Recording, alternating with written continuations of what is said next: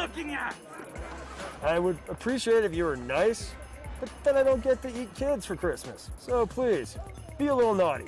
I like Krampus because I think it makes Christmas just a little less wholesome. My name is Kathy Kelly, and I am the owner and proprietor of the Paranormal Museum in Asbury Park, and I began Krampus Asbury Park Festival in 2015. Krampus is not new. He's far more ancient than pretty much any mythology that's out there, especially associated with the Yuletide. He is a horned creature. He has talons for hands. He has one human foot and one goat foot. He's covered in fur. In some stories, you'll see him, he might be wearing some kind of human clothes, but in some he's not. You would probably also know him by the big sack full of screaming children. He has a long red tongue, and I think that's to imply that he would eat you. He's terrifying. I mean, when you see him coming, he is terrifying. So I don't know if Krampus is a fan of Kiss, but he certainly seems to lean towards Gene Simmons. Know that he's like the basically opposite of Santa Claus and is not nice to children.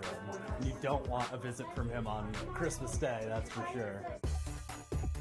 A lot of people think of Krampus as like the Christmas devil, but that's not really true. He's not a bad guy. He's more like a middle management guy, right? So you have St. Nicholas or Santa, who takes care of good children and delivers them rewards. Krampus takes care of the naughty children, and he brings punishment to them. I think it's not a bad idea to look at them as good cop, bad cop. About 11 years ago, when a person came into Paranormal when we first opened up, or around the time that we first opened up, and said, hey, you know what would be really a lot of fun to do would be to do something called a Krampus, and which essentially just means the running of the Krampuses. And I thought, wow, that does sound like a ton of fun. And so we did a totally do-it-yourself festival. We had no idea who would show up or how many people would show up, and about 200 people showed up. And we thought, wow, this is fun. And almost immediately people started saying, hey, I can't wait for next year. And you know, it's kind of just taken off from there. We're excited for spooky monsters. That's what we're here at Krampus Fest. It's like Christmas but spookier. Krampus Fest is very family friendly. It's not a SantaCon where people go bar hopping from bar to bar drinking. Happy Krampus Fest! It's more of a parade and a festival, and we just love it in our town. So today we'll actually start with the opening of our Krampus market. We have vendors who will be here selling their goods. But none lives up to the sheer awfulness of Gryla. We have a storytelling walking tour, which is the Monsters of Yule walking tour. And the Monsters of Yule are a pantheon of monsters that come out of Europe and Africa and the Mediterranean and pretty much every place around the Yuletide. And Krampus is just one of them, and he's not the scariest one. And then we have the reading of the naughty list, which is super popular. People have been adding names to the naughty list for about 6 weeks. We go up on the roof and we read every single name on it. Chris, for always falling asleep during movies. I'm going to tell Krampus that Dad's on the naughty list. Don't tell him that. In the older tradition, Krampus would manage children based on the severity of their misbehavior. So you might get dirt in your shoe, or you might get a switch left by the door for your parents to punish you, or you might get thrown in a sack and taken to the Black Forest and devoured. Christina, Jeffrey, Tommy Smiles.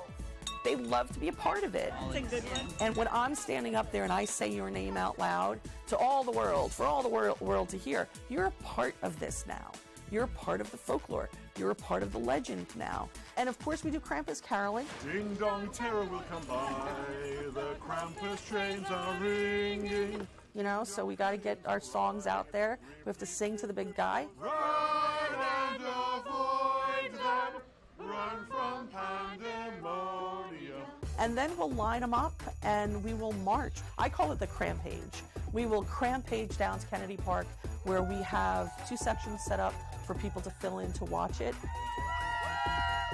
The Krampuses who are competing or who want to terrify the children will then run through the park. They will be given every opportunity to be as scary as they possibly can be.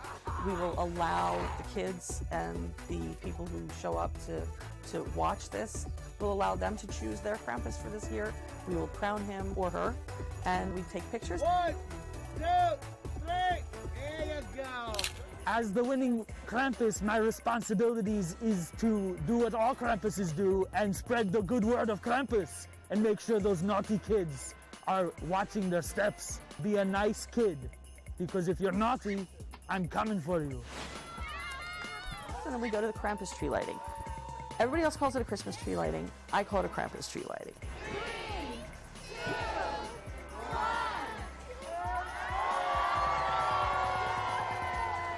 Krampus represents the people who are a little bit outside of what the norm is, a little bit on the fringe.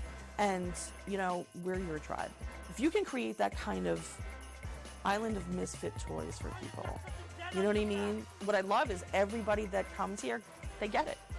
If they don't get it, they don't come.